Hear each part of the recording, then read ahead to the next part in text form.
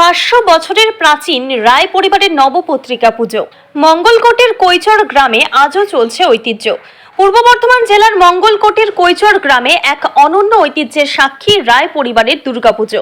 গ্রামের বিভিন্ন পাড়ায় যখন দেবী দুর্গার প্রতিমা পুজো হয়, তখন রায় বাড়িতে হয়ে থাকে নবপত্রিকার পুজো।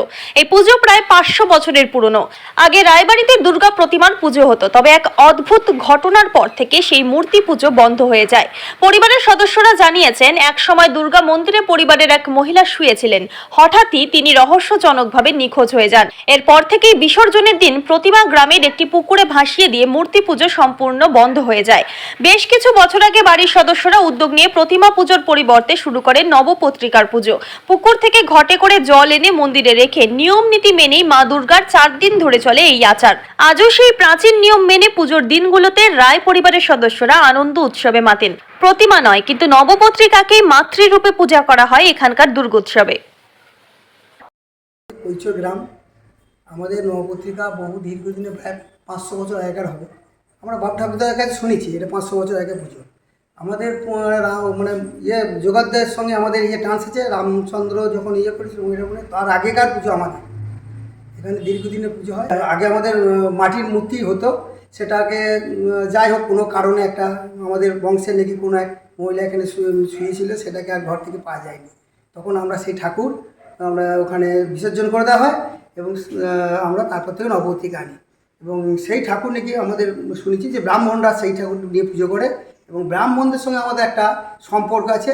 যখন আমাদের অষ্টমী পুজো খ্যান হয়, একসঙ্গে দুটো খ্যান হতে হবে এবং ওরা আমাদের খ্যানের সঙ্গে সঙ্গে ওদের বাজনাপত্র যা আছে সমস্ত বাজনা ফাজনা নিয়ে এখানে আসে, আবার আমাদের সঙ্গে বাজিয়ে তারপর ওরা ফিরে যায়।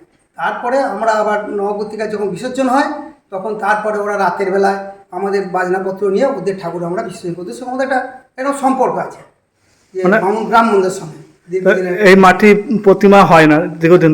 হ্যাঁ, দীর্ঘদিনে হতো, এখন আর হয় না। ওরা ব্রাহ্মণরা করে। আমাদের একটা বললাম কোনো এক বংশের এক মেয়ে শুয়েছিল, তাকে আর পাওয়া যায়নি। সেই কারণে আমাদের বংশের লোকেরা ওই ঠাকুর বিসর্জন করে দিয়েছে আর আমরা ঠাকুর আনি। তারপর কলাবউ, হ্যাঁ কলাবউ, আমাদের নবপত্রিকা কলাবউ এখানে প্রতিষ্ঠা করা হয়।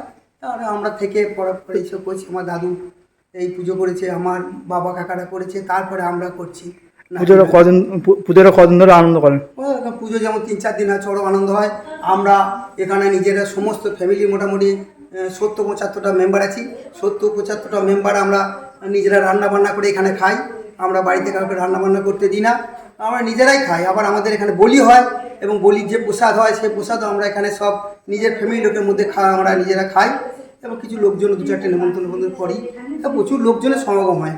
আপনার নাম? আমার নাম সুব্রত রায়। কোন পরিবার এটা? হ্যাঁ, এটা কৈচর রায়পাড়া, আদি রায়পাড়া বলতে হবে। রায়পাড়া বলতে একটা হবে, কারণ ওরা অন্য জায়গাতে উঠে আসে। এটা কৈচর আদি রায়পাড়া। এটা হচ্ছে কৈচর গ্রাম, আমাদের মঙ্গলকোট থানা এবং পূর্ব বর্ধমানে। আমাদের প্রায় 500 বছরকার নবপত্রিকা পুজো হয়ে আসছে। দুর্গা প্রতিমা এখানে আসে না, এখানে কলাবউ দুর্গা হিসেবে আমাদের পূজিত হয়। আগে কি মূর্তি আসতো? আগে মূর্তি আসতো, এখন কোনো এক কারণবশত একটা সেই না মূর্তি আর আসছে না। সেই মূর্তি আমাদের জল দিয়ে দেওয়া হয়। সেই মূর্তিটা আমাদেরই বামুনপাড়ায় আসে। তা আমাদের 4 দিন পুজো হয়, এখানে খুবই ধুমধাম হয়। বহু লোক আসে, এখানে পুষ্পাঞ্জলি দেয়, এখানে প্রসাদ খায় এবং 4 দিন 5 দিন আমাদের এখানে রান্না বান্না সব আমাদের যারা সব আছে আত্মীয় স্বজন সবাই এক জায়গায় রান্না বান্না করে খাওয়া হয়। আপনার নাম? আমার নাম হচ্ছে তাপস রায়।